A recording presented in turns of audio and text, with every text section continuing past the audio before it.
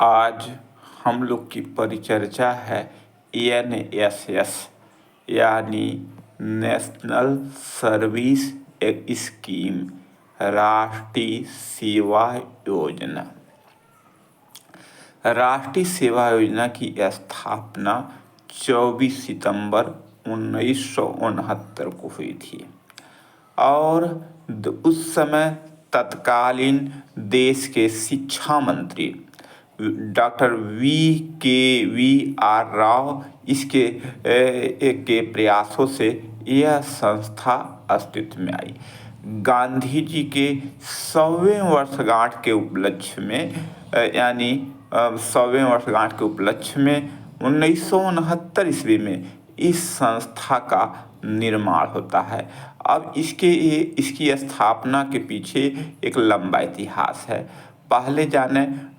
सबसे पहले तत्कालीन देश के पहले प्रधानमंत्री जवाहरलाल नेहरू ने 1957 में राष्ट्रीय सेवा योजना समिति का गठन किया।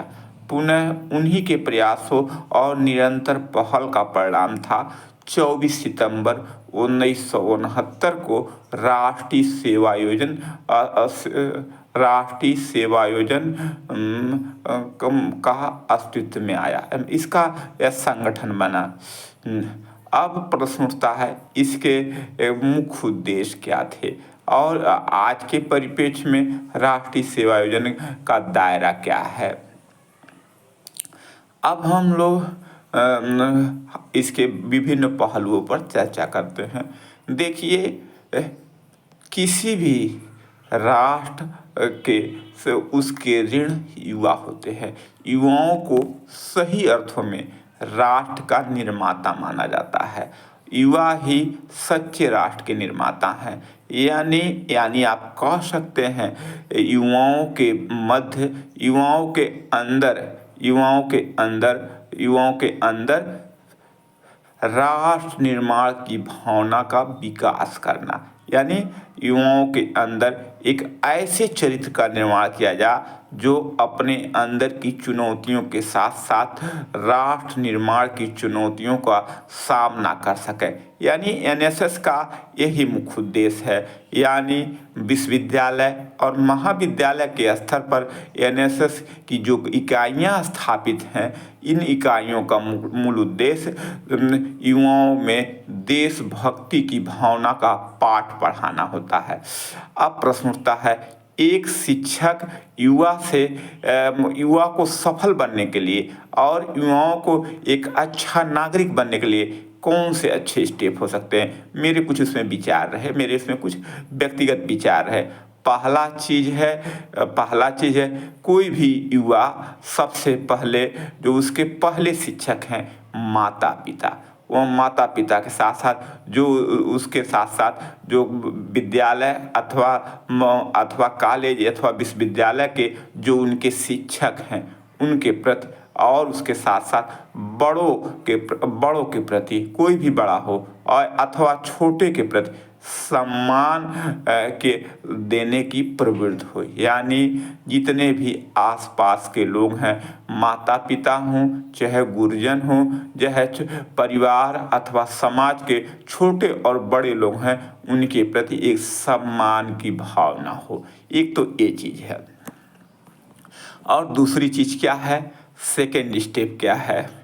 सेकेंड स्टेप यह है कि बच्चों को यह मोटिवेशन दिया जाए।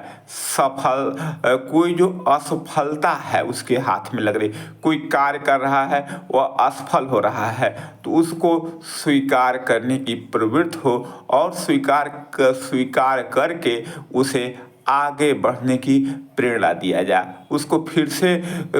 उसको आगे बढ़ने के लिए, सफल होने के लिए प्रेरणा दिया जाए। दूसरी बात है। और तीसरी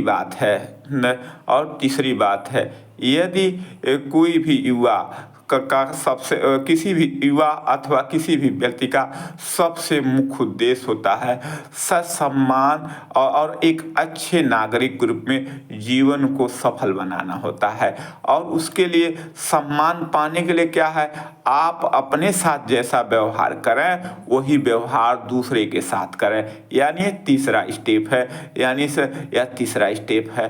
अब हम चौथे स्टेप की तरफ चलते हैं। चौथे स्टेप के पर चलते हैं। जो एनएसएस आपको सिखाता है वह एनएसएस के लिए सबसे बहुत महत्वपूर्ण चीज़ है। आपके समझ जो भी चुनौतियां हैं क्षेत्र में, जिस संस्था अथवा जिस कॉलेज में आप रह रहे हैं, यदि एनएसएस के माध्यम से आसपास की जो चुनौतियां हैं उनका कैसे समाधान किया जाए, यानी अकाल हो, आपदा हो या कोरोना जैसी महामारी हो, ऐसे में एनएसएस से संबंधित युवाओं का योगदान और ज़्यादा बढ़ जाता है। यानी विश्वविद्यालय स्तर अथवा महाविद्यालय के स्तर पर एनएसएस इकाइयाँ आसपास के क्षेत्र में जो आने वाली चुनौतियां हैं उनको मिल करके सामना करने का प्रेरणा देती है। कुल मिलाकर हम कह सकते हैं जो एनएसएस है, एनएसएस का मुख्य उद्देश्य है अब कॉलेज अथवा विश्वविद्यालय के स्तर पर युवाओं में एक अच्छे इंसान का निर्माण के साथ साथ जो देशभक्ति की भावना का पाठ पढ़ाना, यानी महाविद्यालय अथवा विश्वविद्यालय के स्तर पर जो एनएसएस की इकाइयां हैं यह अपने सदस्यों को यह प्रेरणा देती हैं कि हम एनएसएस के माध्यम से ऐसे युवाओं का निर्माण करें जिसके अंदर एक अच्छे व्यक्तित्व के निर्माण के साथ साथ उसके अंदर परिवार समाज के साथ साथ राष्ट्र निर्माण की भावना प्रबल हो। यानी युवाओं के अंदर देशभक्ति अथवा राष्ट्रवाद का पाठ पढ़ाना एनएसएस का मुख्य दायित्व है। एनएसएस निसंदेह जहाँ पर है, जिन संस्थाओं में एनएसएस की इकाइयाँ कार्य कर रही हैं, निसंदेह यह एक अत्यंत पवित्र कार्य है। इनके प्रति सभी को सहयोग की जरूरत है। ये युवा ही सही अर्थों में राष्ट्र के निर्माता होते हैं। युवाओं के अंदर देशभक्ति की भावना को जगाना यह राष्ट्र एनएसएस का मुख्य उद्देश्य है।